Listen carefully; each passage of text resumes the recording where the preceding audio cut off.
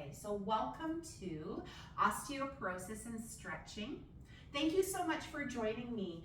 And I should have probably changed the name to Osteoporosis, Stretching, and Flexibility because they're two distinct components. We're going to talk a little bit today about how stretching and flexibility can be part of your toolbox of fall prevention. And especially, again, we know that if you're living with osteoporosis or low bone density, osteopenia is in that category as well. One of the greatest risks that we have is falling, because that is going to be your major cause of a fracture. And we know that if we sustain one fracture, our risk of getting a second fracture within a 12-month period increases substantially. So this is just a little something that you can put in your toolbox. You might have heard all these things before, but if you learn one thing, my hope is that you'll go away and add that one thing to your toolbox. We know that stretching and flexibility is only one component of what Osteoporosis Canada recommends to stay healthy. We know that strength training, which is something that I am very strong and passionate about, We know that we need to incorporate balance training into our week. Something we don't often talk about, but that I program into my classes without actually using the words, is power training. Aerobic, a physical activity, which must be body weighted. And then of course we get into stretching and flexibility. These are the recommended outcomes for a fracture-free life. So things we are going to discuss in today's workshop, and I've noted them because I have to keep on track in an hour. There's a lot to cover. You have your pen and paper handy so that you can make notes. We will stretch, and then there's going to be an opportunity for discussion and questions after. So things we're going to discuss today is types of stretches, how long to hold the stretches, how often to do the stretches. And that's really important. Do we hold them for 10 seconds? Do we hold them for 40? There's so much research probably to back up every number that you could possibly think of. So let's just get started right off the bat. I'm gonna stand because it just makes me more comfortable, but please make yourself comfortable with a cup of coffee and my rabbit mug. Coffee tastes better in a rabbit mug. Types of stretches. Category number 1 is dynamic and static. What does dynamic mean? It means exactly what you think it means. It means moving in and out of a stretch. Put it simply, that's the only way that I can talk, is simple. So if I'm going to stretch my hamstring, some of you might have known from my classes, I like doing these dynamic hamstring stretches. I'm going to extend one leg, and I'm going to hold that stretch for just a quick second. So in and out, in and out, in and out, in and out. So dynamic is moving in and out of a stretch. Dynamic stretches are very specifically programmed in my classes at the beginning. Why do we put dynamic stretches at the beginning? Chances are you haven't worked out before you've joined my fitness or exercise class. So our muscles, our tendons, our ligaments might be a little stiff, might be a little cold, not a lot of blood flow going on in the joint. So this might be something that you would do. Maybe if you've worked with a physical therapist and you're doing some kind of rehabilitation work, your physical therapist might have said to you, before you get out of bed, because you have stiff XYZ, do some wrist rolls, ankle rolls, maybe some hip rolls, things like that. Those are dynamic stretches that you could do first thing in the morning before you even jump out of bed. Okay, so that's category 1. I want to preface this by saying we want to do all of these exercises in our neutral spine position. What your neutral spine and what my neutral spine are completely different, right? We're just trying to think of best practices. So if you're doing your stretches upright, we want to consider moving from our hips, knees, ankles, shoulders, and trying to keep your spine as neutral as possible. So in an upright position, right? The other option would be going into a fold at the crease of the waist or rib cage, and this is not something that's recommended by Osteoporosis Canada or BoneFit. So I should have probably started with that neutral spine talk first. So we have dynamic stretches, then we have static stretches. Static stretches in a fitness setting are usually done at the end of class. And those are when we hold the posture. Say we do a hamstring stretch, right? I'm just showing a hamstring stretch because that's the first thing that comes to mind. Yesterday was leg day for me. So a hamstring stretch. Instead of going in and out of a hamstring stretch, hamstring is the muscle at the back of the thigh, or if you think of a calf stretch, right? You go in and out of it in a dynamic. In a static, you're going to hold it for a set period of time. The reason why we can do a static stretch at the end is pretty obvious for most of us.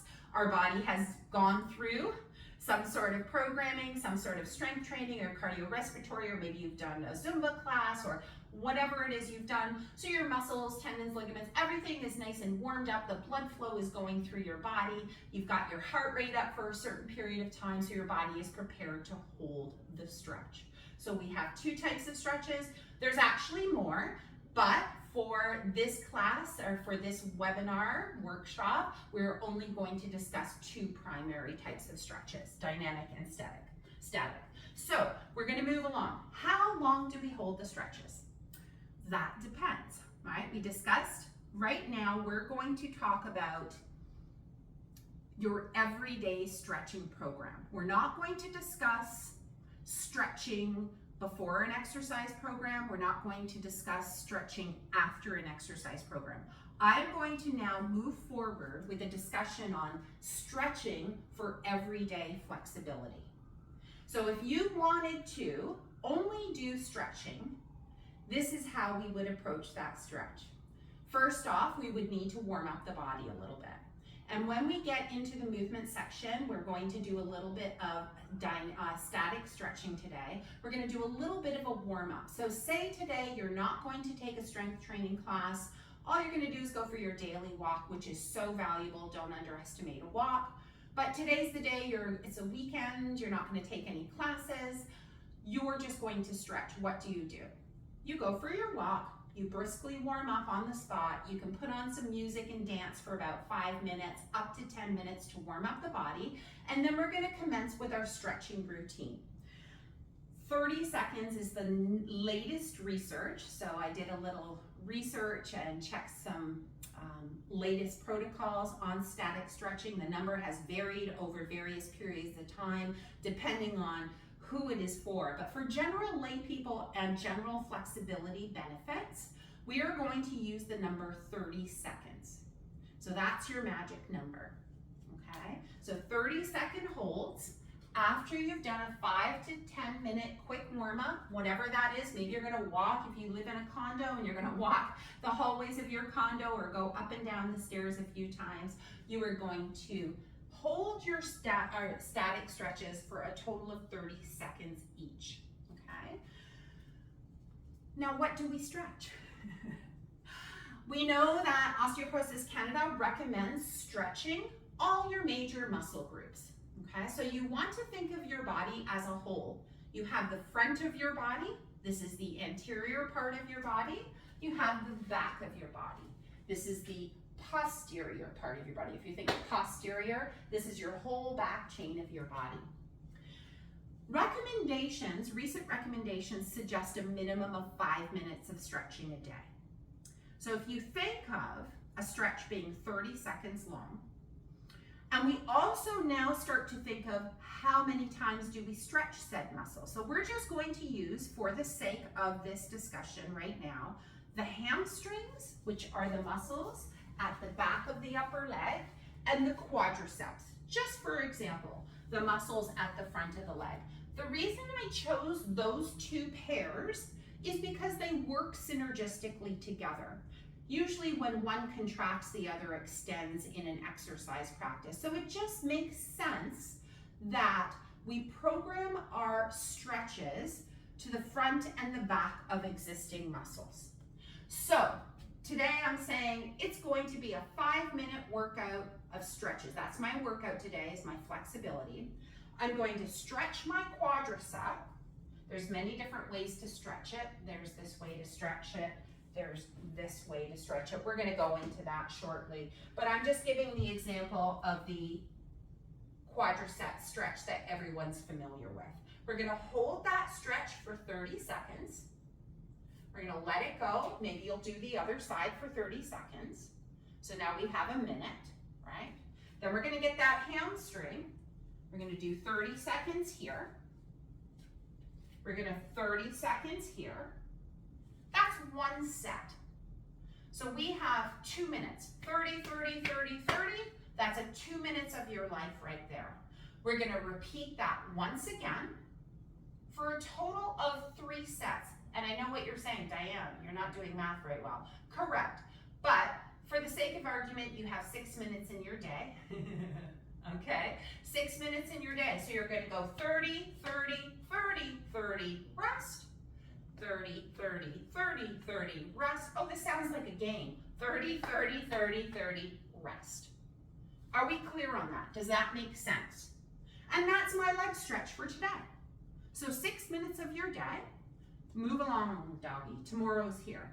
Do we do the same ones? You could, but I recommend doing that circuit of quad, ham, quad, ham, quad, ham 2 or 3 times this week, okay? And then the in-between days, because the recommendations, how many days a week, is about 5 days. So if we did this for 3 days, front, back, and then we pick something in our upper body, right? We wanna hold a side body stretch. We know that when we're living with osteoporosis, side bending and spinal flexion, especially if you're in a high-risk category, are not recommended in terms of your movement practice. So if I did a side body stretch, for example, you're getting your side obliques, you're getting a little bit of the arms, triceps, biceps. You're gonna reach up, hold that for 30 seconds, and then maybe a chest. So it's a little bit harder here, chest extension. I'm just thinking of things that can help you in your everyday life. I know a lot of us sit over computers, right? So a chest expansion, right? We'll talk about different stretches shortly. I'm just gonna show a couple of examples. So you would fill in the side body stretch and the chest expansion. That might be a good idea. Now, once again, that's not necessarily posterior and anterior, but for the sake of this discussion right now, I'm gonna think of exercises that might be of value for folks that sit a lot, okay? So chest expansion, reaching the arms up, 30, 30, 30, 30, 30, 30, and you're done. So that one will be slightly shorter than 5 minutes, but in the ballpark. And that can fill in the other 2 days. And that is week number 1. You can repeat it the next week, but the thing is we want to make sure that in a week span that we give some serious input to specific areas to increase that range of motion and that flexibility in the joint. So we never really discussed how this helps you in your fall prevention, but a little caveat here. Your muscles are attached via ligaments into your joints, right? So if we stretch and continuously give input into those muscles, they will be more prone to send that information to the ligament. The ligament then in turn gives a little bit more range of motion in the hip. I'm just trying to summarize without getting too technical, because I find lots of technical terms are not necessary, right? We're just trying to make sure that if I have a tightness in my hamstring and I'm so tight I can't go far this way. Imagine my hamstrings are crazy tight because they're short and weak, okay? And I can't bend forward this much. That's going to affect my everyday living, my brushing my teeth capability, many different things, my sitting and standing capability, because you need 90-degree flexion, right? When you come to stand, 180 degrees, nice long legs, tall spine. So we want to make sure that those muscles are limber.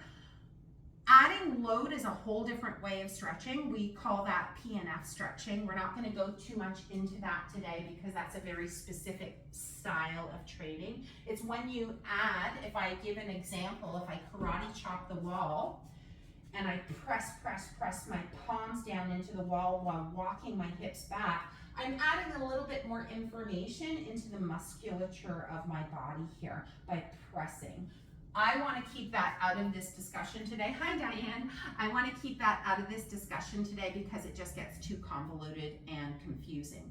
So we're going to try for 3 sets of whatever exercises for a minimum of 5 minutes. That's the minimum number. So set your timer for 5 minutes, 30 seconds per muscle.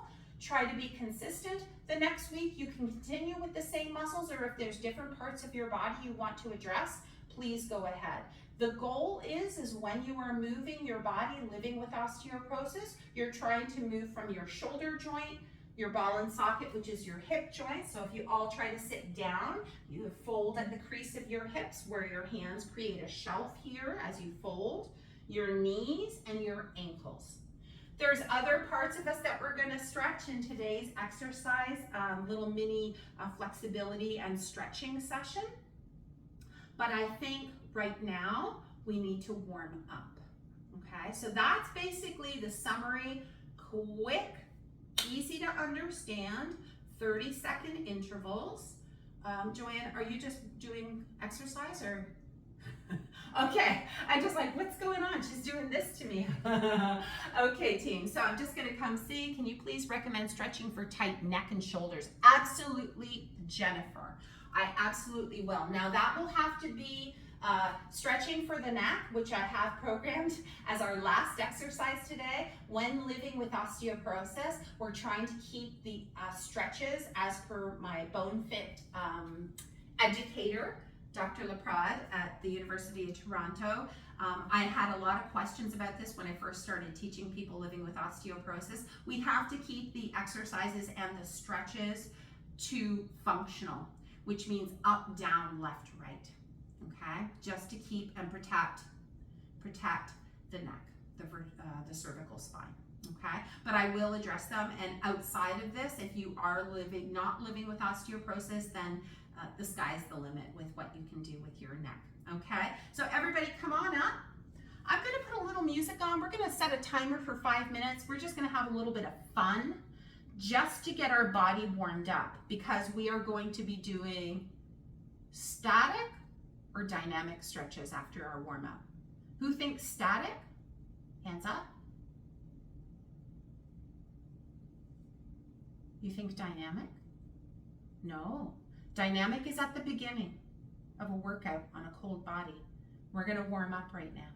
So we're gonna hold static, which is our 30-second holds, okay? So right now, I want you to just clear that space. I need one more cup of coffee. Yay for morning workshops. My favorite part of the day. So I'm gonna get a sound check in with Miss Joanne. Just bear with me, team.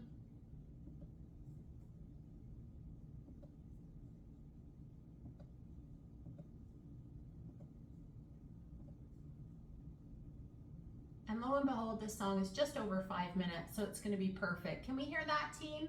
Thumbs up? Yeah. So let's just start a little march on the spot. Keep it easy. It's first thing in the morning. I want to think about nice tall posture. If you take one hand to the crown of the head, lift up into that. Chin is slightly tucked in and your eyes are looking right on the horizon. We've already checked our space for any tripping hazards. If this is too much for you first thing in the morning, make the movement smaller. Start to swing those arms, reciprocal to the legs. Good. Keeping things nice and simple. That's the way I can only work first thing in the morning. Now we're going to move our body forward, side to side, on a diagonal. Check out your space. We all good? We're going to go forward in 4 and 3 and 2 and 1. We go 1, 2, 3 and tap, back, 2, 3, tap. That's it. Forward, tap, back, 2, 3, tap. Oh, we got rhythm. Forward, 2, 3, tap, back. On a diagonal to your left. We go 1, 2, 3, tap. Now we gotta think. 2, 3, tap, back, 2, 3. Woo! Back to forward. Tap, here we go. Tap, back, 2, 3. To your right, 3, 2, 1. 1, 2, 3, tap. You think we're warming up? I think so. Maybe I could put my shorts on now. 1, 2, 3, tap, back, 2, 3 to the center. Tap, little hop in my step. Hey Jojo, 1, 2, 3, tap, back to marching on the spot. So we've done forward, backwards, diagonal, and back. Now we're gonna go lateral, left to right. 4, 3, 2, 1. We're gonna go step together, step, tap, step together, step, tap. Step together, step, tap. Now we're gonna add a knee drive. Next time we go to our left, up, 1, 2, 3, up. She's getting really confusing here. Did I just agree to join a Zumba class? 1, 2, 3, up. Right in front of your chest, not across your body, please. Back to marching on the spot. Here we go. 1. Nice and easy. Start to make some arm circles. These are dynamic stretches, right? Because we're moving, we're not holding. 4, 3, 2, 1. Pump those arms. Nice full breath. We're gonna go forward again. In 4, in 3, and 2, and 1. We go 1, 2, 3, tap. And back. 1, 2, 3. Don't worry if you don't get the movements here. It's all good. 1, 2, 3, back to marching on the spot, and go. Good, let's add a little arm and leg movement out to the side. Are you ready? Out, in, keep going, out. Maybe turn up the volume, Susan. Let's go, Bruce. Woo! Stay nice and proud. Aren't you glad you started your Friday morning? Here we go in 5, in 4, in 3, back to marching on the spot, in 2 and 1, let's go. Nice full breaths, team, in through your nose, exhale through your mouth. We're finishing up our 5-minute warm-up. You could extend this to 10 minutes, right? That's it, keep going, marching on the spot. Make the movement a little smaller now. Walk forward. Walk back. Come on, Felicia. Gail's in the house. In 4, in 3, and 2, done. Okay, nice job. So I'd say our body's kind of warmed up. We got all the things moving. The rest of this class will not involve music, so please grab yourself a sip of water. We're going to need a towel or a blanket if I didn't mention this already. If you don't have one, you can grab a cushion or a throw from your sofa. So please go ahead and do that right now. We're going to go through a quick little stretching routine. You can call it done and dusted for your Friday. We're starting from the ground up. So what I'd like for you to do is grab your blanket and create some kind of roll. And that's where, like I said, a cushion could work. If you have a yoga block, you could use a yoga block as well. No reason why you couldn't. So you're basically just making a nice little elevated surface. Sometimes people have like these half domes made out of foam.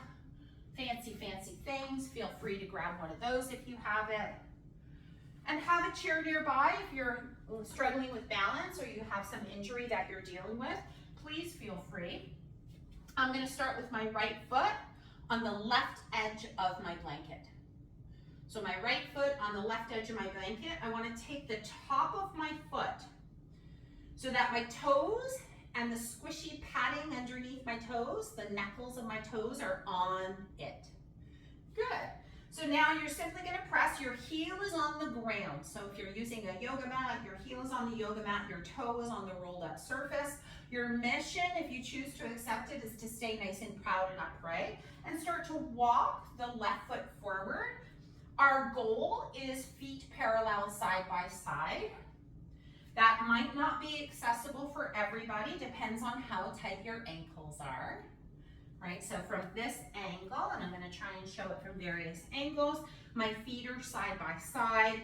I want you to try and press the all pads of that right foot equally and evenly. So the tendency will be maybe to collapse on the big toe mound, maybe the pinky toe mound, but most of us will be collapsing in through the big toe mound. So try to spread the weight through all 5 pads of your foot.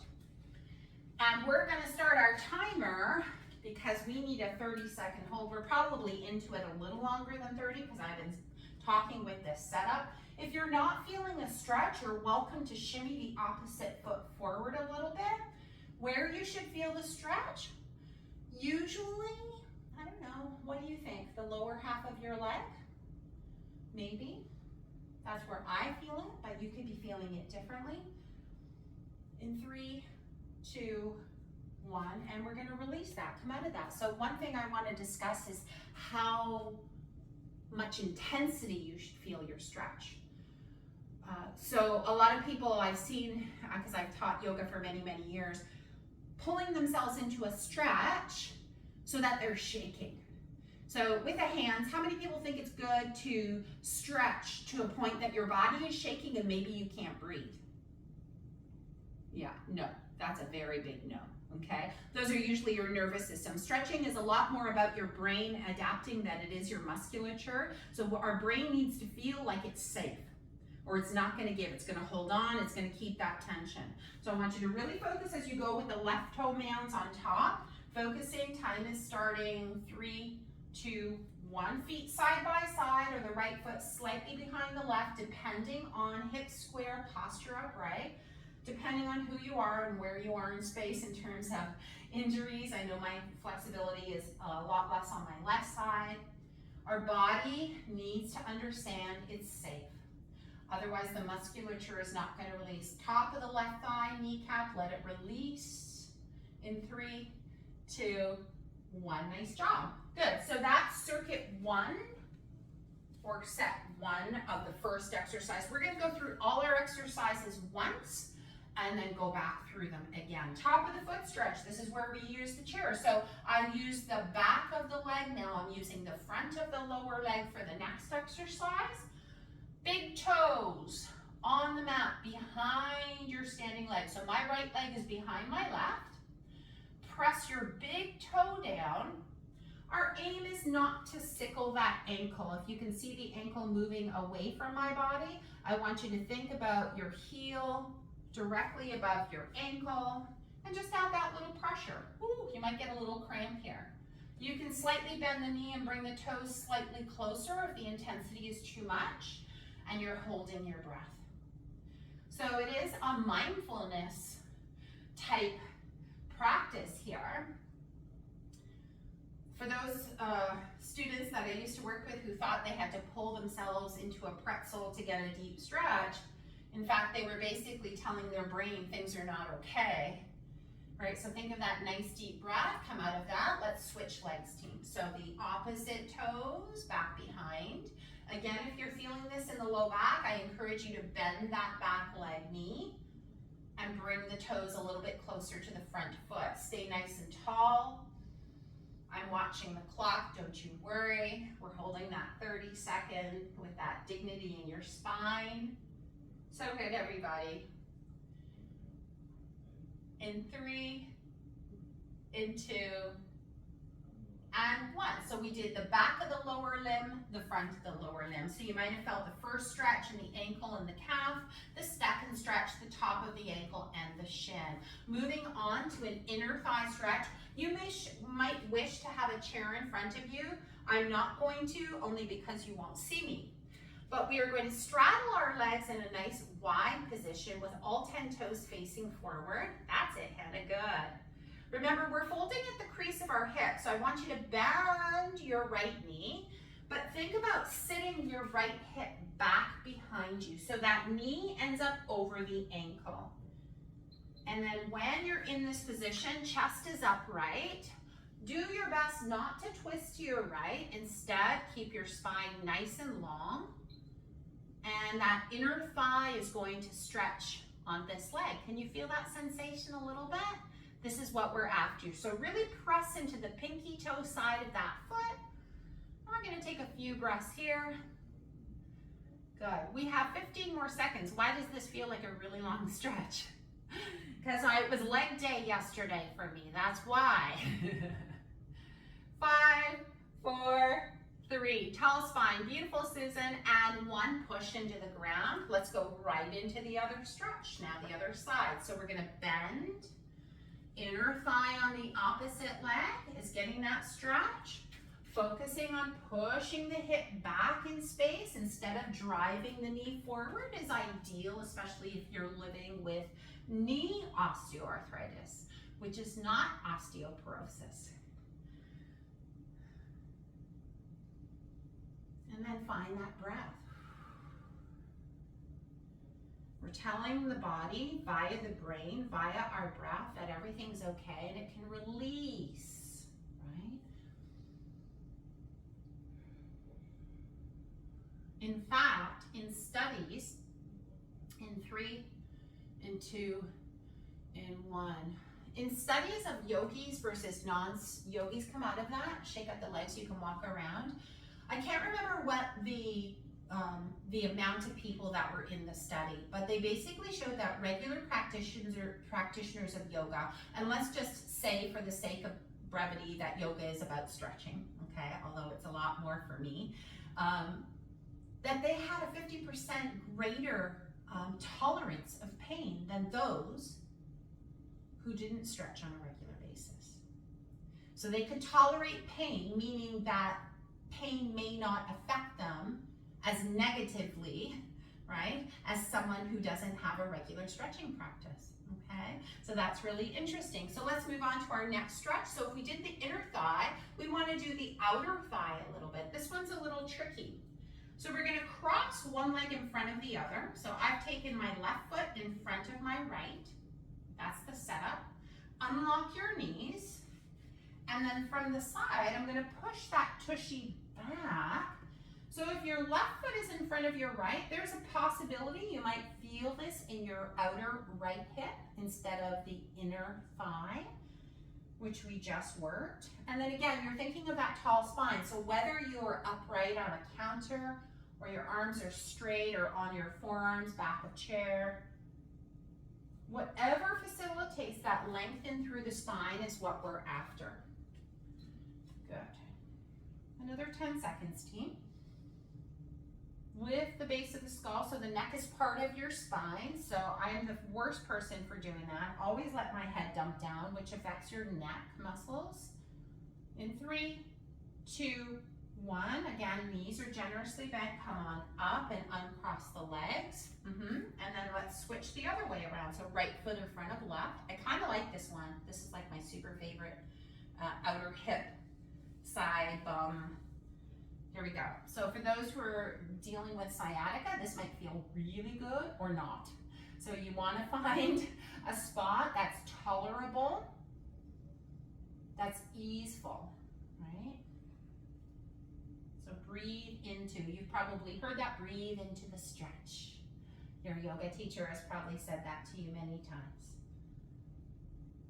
And there's a reason for it, right? Maybe in the yoga class they're not discussing the research and the science behind the sensations that you're feeling, but there is a lot of positive outcomes to regular stretching. So even if you're a yogi, know that that counts as well as part of your 5 days a week. In 3, in 2, and 1, unlock those knees, come on up, shake out those legs. So you're allowed to rest, right? You don't have to go quickly like we're doing here, one into the next. Feel free to enjoy a little sip of coffee or tea.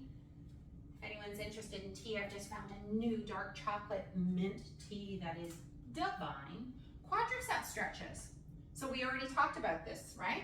The quadricep is the muscle that some of them attach to the kneecap up into the pelvis. These get really tight as you squat, right, Carol?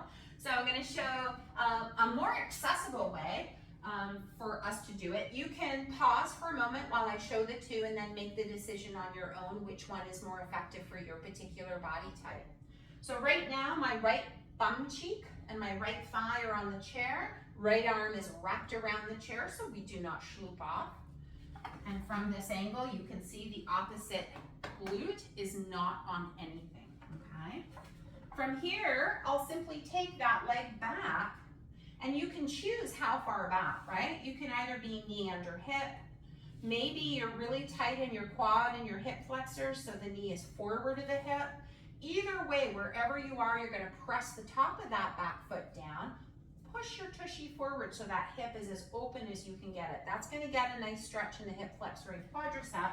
Alternatively, you can grab a strap around your shin, bring your thighs to touch so your knees are parallel, and still press the hips slightly forward. So pick your poison. I'm going to do the seated version today. Leg day yesterday in 4, 3, 2, and 1. Here we go, team. Clock has started, 30 seconds. So I'm not going to talk too much about breathing, but to suffice it to say, your nose is meant for breathing, your mouth is meant for talking and eating. Now you can make a decision on how you breathe in your stretching practice. She's cheeky, ain't she?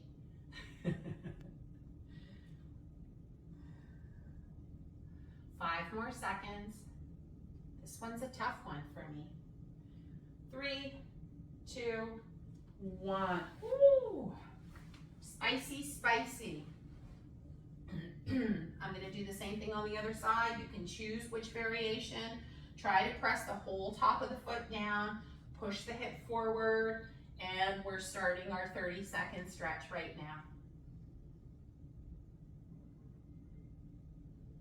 I think for the sake of brevity, we're going to have to cut it to 1 set today.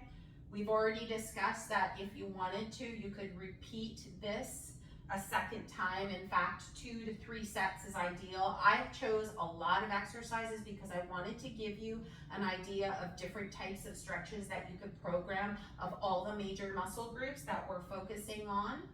3, 2, 1, come out. Hamstrings. So we did front of thigh, we did back of thigh. Whether hands are on seated chair or at a wall, I'm going to demonstrate at a wall. Take my hands roughly slightly below my chest and walk my hips back. From here, we simply want to push your tailbone away from the crown of the head, thinking of that nice long spine, and this is 2 for the price of 1. So you go both of your hamstrings, and both legs rather, get that lovely stretch. Think of that nice. This is maybe one of my other favorites. So we're going to go through all of these exercises, which is 1 set, right? Do I recommend this many in 1 session? Not necessarily. If you have the time, sure. And then you would go through it again, and possibly for a 3rd set, if you really wanted to make a good long, probably close to an hour by the time you're done with all your breaks. Otherwise, just pick 2 or 3 of them and repeat them 2 or 3 times. 30 seconds each in 3, 2, 1, and come on up. Here's my chest stretch. I love this one. Super easy. It's called I Am King of the World. Palms face forward. Arms are behind your torso. Spread those fingers because you can. Reach on a low diagonal and lift your sternum. So here you can feel the chest stretching along with other muscles. Keep your eyes on the horizon, and we hold that for 30 seconds. Yes, there's many different ways to do this. There's many different ways to stretch all the major muscle groups. I'm sure you can get creative with that. There's many resources, free and otherwise. Osteoporosis Canada also has some really great free videos and resources. So please think of checking out those resources in addition to whatever else you're working at. But we're really trying to think about maintaining that long spine in 3, 2, 1. The opposing muscles are the upper back. Interlace your fingers. Imagine there was a crazy glute accident. So they're stuck together. And I'm going to show from this angle, it's like I'm hugging a tree, right? But you're going to keep them out here and feel like you're trying to pull those fingers apart, but they're stuck. So now we're feeling this sense of broadness through the upper back, which is the opposing muscles to the front of the chest that we just did. And we'll hold those for roughly 30 seconds. For 3, and just for Jennifer, no, I'm kidding, Jennifer, I programmed this before.